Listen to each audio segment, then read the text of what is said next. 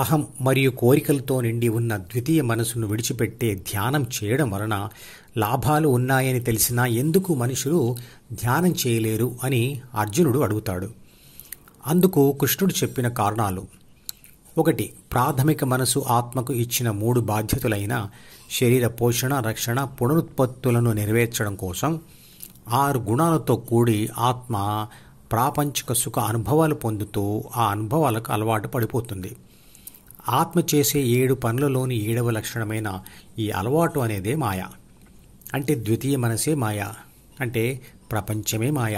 ఈ మాయలో పడిపోవడం వలన మనుషులు ధ్యానం చేయలేరు.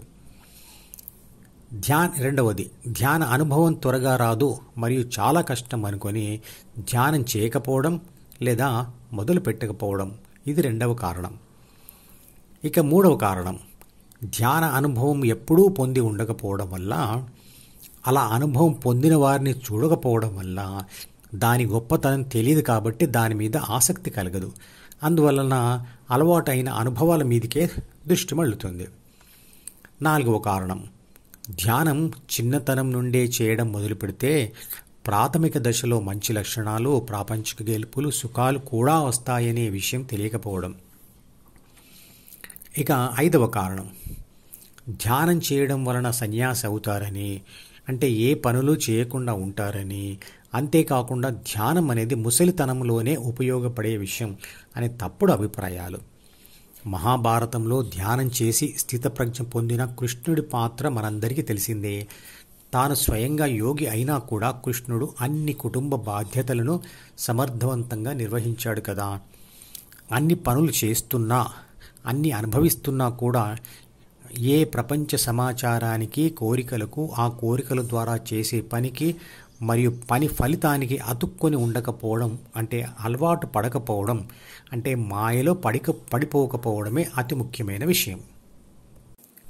ప్రస్తుతం ఉన్న సామాజిక పరిస్థితుల్లో మనిషి ఉన్నటువంటి మానసిక స్థితిలో ధ్యాన అంతిమ ఫలితం రావడానికి, అంటే సన్యాసి దశ రావడానికి 2-3 దశాబ్దాల సమయం పట్టవచ్చు.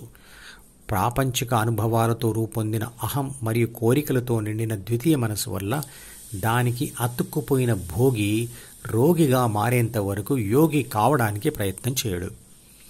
ఇతర శరీర భాగాల కంటే జ్ఞానేంద్రియాలు, జ్ఞానేంద్రియాల కంటే ద్వితీయ మనసు, ద్వితీయ మనసు కంటే ఆత్మ బలమైనవి కాబట్టి ఆత్మ ద్వితీయ మనసు నుంచి విడిపోవడానికి ప్రయత్నిస్తే జ్ఞానేంద్రియాల సైతంగా శరీరంతో కూడిన 2 మనసుల మీద అది గెలుస్తుంది. అందుకు ప్రాపంచిక ఆత్మ చేయవలసిన పని ఒకటే: తన ధ్యాసను ద్వితీయ మనసులోని కోరికలతో యుద్ధం చేసి వాటి నుంచి విడిపించుకొని ఆ ధ్యాసను హృదయంలో స్థిరపరచాలి. అలా ధ్యాసను హృదయంలో స్థిరపరచడమే యజ్ఞం. యుద్ధము మరియు యజ్ఞము రెండూ కలిస్తే అదే ధ్యానం.